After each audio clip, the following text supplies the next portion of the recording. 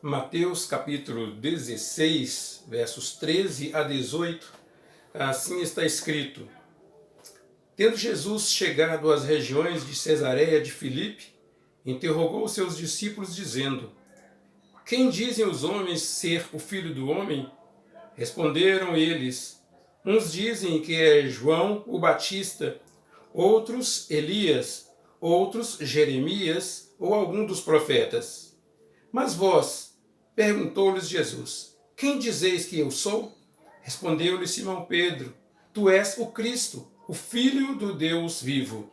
Disse-lhe Jesus, bem-aventurado és tu, Simão Bar-Jonas, porque não foi carne e sangue que tu revelou, mas meu Pai que está nos céus. Pois também eu te digo que tu és Pedro, e sobre esta pedra edificarei a minha igreja, e as portas do inferno não prevalecerão contra ela. Queridos irmãos, meus queridos amigos, nós estamos aqui diante de Jesus Cristo, o Mestre. Ele é assim chamado por ter formado um colegiado de discípulos com um propósito definido por Deus em seu projeto de salvação. Deus enviou Jesus ao mundo, seu Filho único, para ser o Salvador. Os pecadores se achavam perdidos, desgarrados como ovelhas e sujeitos à condenação eterna. Revelou-se, portanto, o amor de Deus para resgatar o homem do pecado. Sim, porque no início de tudo, Deus criou o homem à sua imagem, conforme a sua semelhança. E Deus deu liberdade ao homem de fazer uma escolha. Se era do seu desejo caminhar com Deus, viver a eternidade com Deus ou não. O homem, confundindo as informações, acabou fazendo uso de sua liberdade de escolha e escolheu a desobediência. Nisto o homem se perdeu. É como está escrito, o salário do pecado é a morte. Como também, pela desobediência de um só homem, veio a morte sobre todos, porque todos pecaram. E todos foram separados da graça de Deus, separados da glória de Deus. Assim sendo, o homem perdido se misturou com o pecado, se envolveu, e é o que vemos na sociedade hoje. Tudo é muito relativo, tudo é muito natural. A violência é crescente e já não assusta mais as pessoas. E as pessoas estão em desespero porque, saindo de casa, não têm certeza se vão voltar vivos. E mesmo dentro de casa, a insegurança é total. Não tem chave que consiga segurar o bandido que quer entrar em casa. Estamos, sim, contando com a proteção de Deus diante dessa sociedade perdida e violenta. E os que querem viver honestamente sofrem humilhações e retaliações. Foi necessário que Deus interviesse na história para mudar a situação. Ele veio em socorro do perdido. Ele veio buscar e salvar o perdido. Mas isto foi através de um projeto todo específico. Deus enviou Jesus Cristo. Diz a Bíblia que mesmo sendo Deus, Jesus não se engrandeceu por isto. Ele, se achando na forma de Deus, não se engrandeceu por isto, mas veio à terra. Identificou-se com o pecador, deixou sua divindade, deixou o seu trono na glória e veio salvar o perdido. E é aí que Jesus nasceu e cresceu e tornou-se o mestre. E ele começa a treinar discípulos.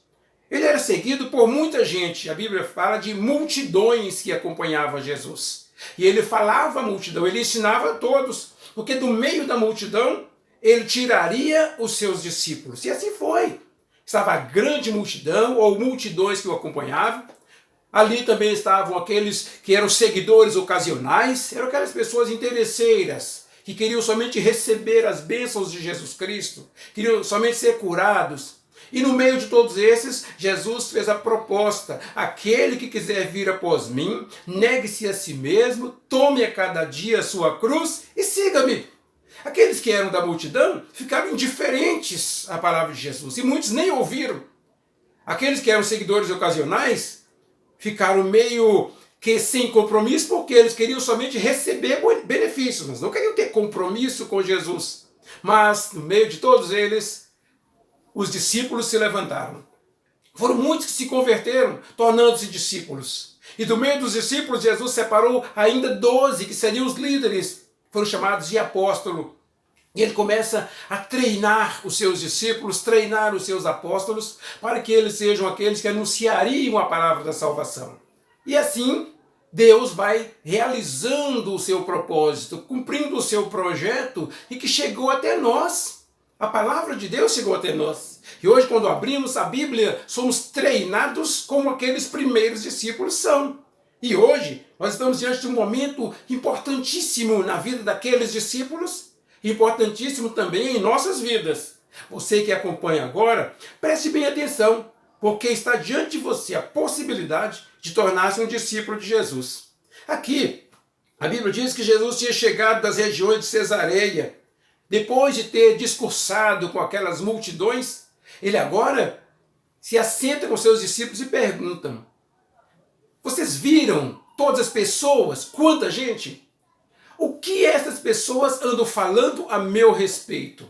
Quem sou eu para elas? Como elas me veem? Aí os discípulos começam a conversar com Jesus e declarar: olha, eu estive conversando com uns ali e eles pensam que o Senhor é João Batista que ressuscitou. Aí o outro fala: não, mas eu estive conversando com outras pessoas, eles pensam que é Elias, o profeta Elias, que veio novamente. Aí outros, olha, eles pensam que é Jeremias. Observe, quantas opiniões, né? No meio de grandes multidões que conversavam com os discípulos, agora Jesus se interessa. O que eles andam falando? Como que eles estão me entendendo? Aí eles falaram, deram essas notícias. Eram muitas ideias a respeito de Jesus. Tinha alguns ali que achavam que Jesus era apenas um filósofo, que tinha os seus discípulos, que eram letrados na verdade. E assim, muitas eram as opiniões. Não é diferente de hoje. Você que acompanha essa mensagem, o que seus amigos, seus colegas de trabalho, ou até mesmo seus parentes, a sua família, o que eles pensam a respeito de Jesus? O que eles dizem a respeito de Jesus? Percebe que não faz diferença? Mesmo hoje, as pessoas têm opiniões diversas a respeito de Jesus. Cada um tem uma ideia. Vai conversar com os universitários para ver o que eles acham de Jesus. Você que está na universidade, que está fazendo alguma faculdade, já tem ouvido isso? Pergunte para os seus colegas o que eles acham de Jesus. Eles têm opinião. Pergunte para os religiosos. Eles também têm uma opinião a respeito de Jesus. Cada pessoa fala alguma coisa a respeito de Jesus. E se nós formos seguir as opiniões, nós vamos ficar perdidos, né? A fonte de informação a respeito de Jesus é a Bíblia, a palavra de Deus. E Jesus, ao ouvir essas palavras de seus discípulos, ele declarou outra coisa. Ele falou: e vocês? Olha quanta opinião as pessoas têm. E vocês? Qual a opinião de vocês? Quem sou eu para vocês? O que Jesus declara com isso? Não me importo com o que os outros digam. Não me importo. Para mim, o mais importante é o que você diz. O que você diz? Quem é Jesus para você? Nessa hora, os discípulos não tiveram problemas em responder, porque eles estavam bem definidos. E Pedro fala em nome de todos: tu és o Cristo, o Filho do Deus vivo, é o Messias, o Salvador. Ele reconheceu a missão de Jesus, reconheceu a pessoa de Jesus e declarou isso. E Jesus quer que seja assim conosco. Você que acompanha essa mensagem, quem é Jesus para você? O seu relacionamento com a igreja, o seu relacionamento com Jesus, declare quem é Ele para você. Você é uma pessoa que leva a sério a palavra de Deus? Você é uma pessoa que já se separou das coisas desse mundo para servir a Deus? Ou você ainda está comprometido com as amizades desse mundo, com os vícios, com o pecado? Quem é Jesus para você? As suas atitudes mostram quem é Jesus para você. Observemos, quando Jesus ouve a resposta de Pedro, ele faz ainda uma declaração. Pedro, eu te declaro uma coisa. Isso que você falou não foi produto da sua inteligência, não.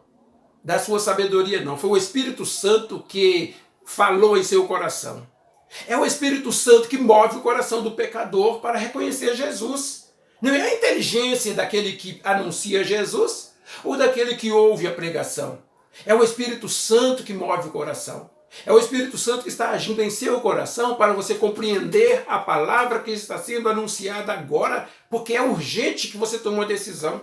É obra do Espírito Santo. Diz a Bíblia que o Espírito Santo nos conduz em toda a verdade. E ele convence o homem do pecado, da justiça e do juízo. De maneira que o homem, assim, pode tomar uma decisão, fazer a sua escolha. É a proposta de Deus para você.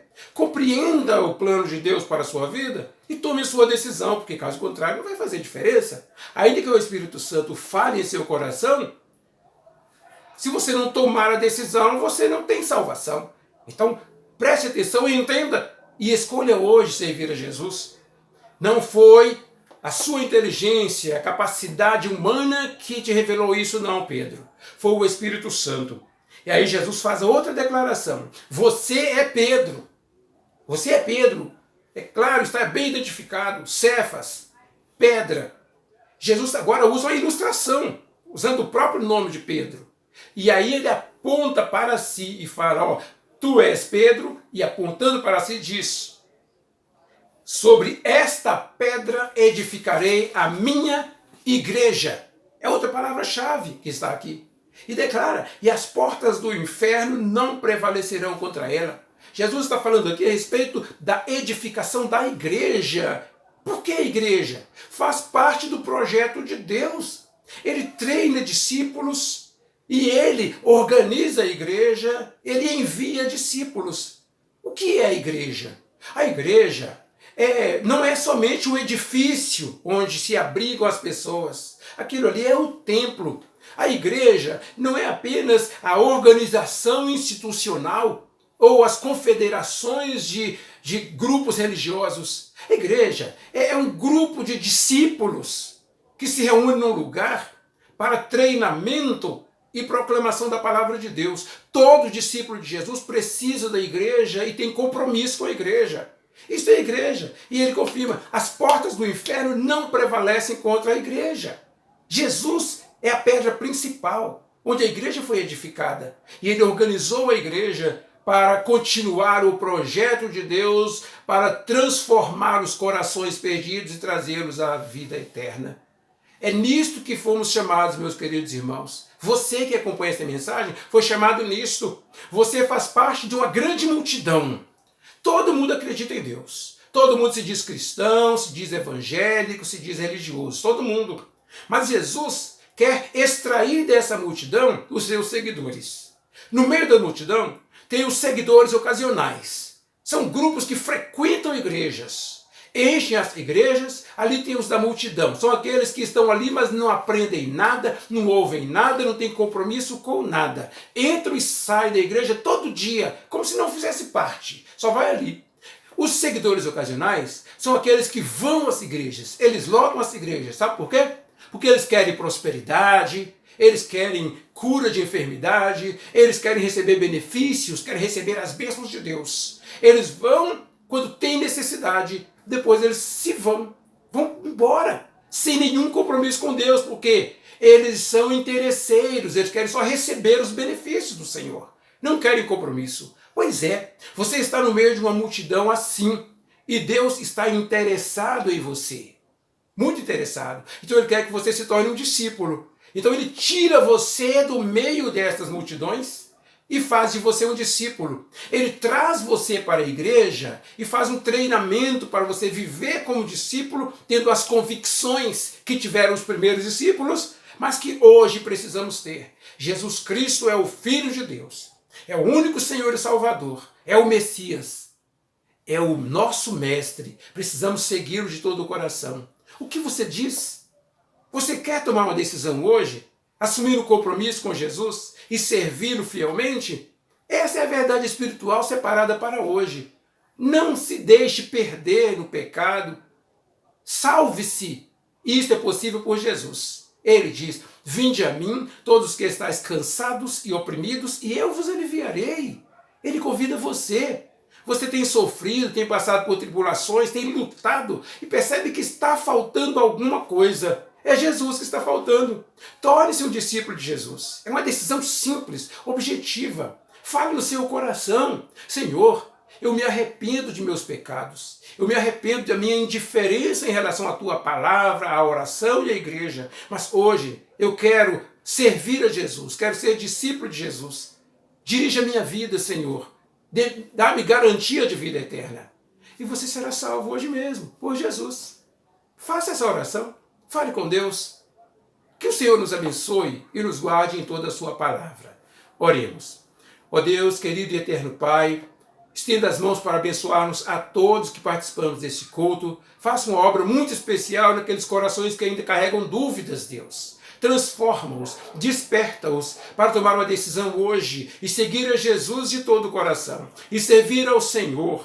Ó Pai, sustenta e desperta aqueles que ainda precisam se integrar à igreja, sendo batizados, tornando-se membros dela, a fim de receber treinamento como discípulo e fazer a tua vontade. Abençoe, Deus, faça esse despertamento. Nós oramos em nome de Jesus. Amém, Senhor.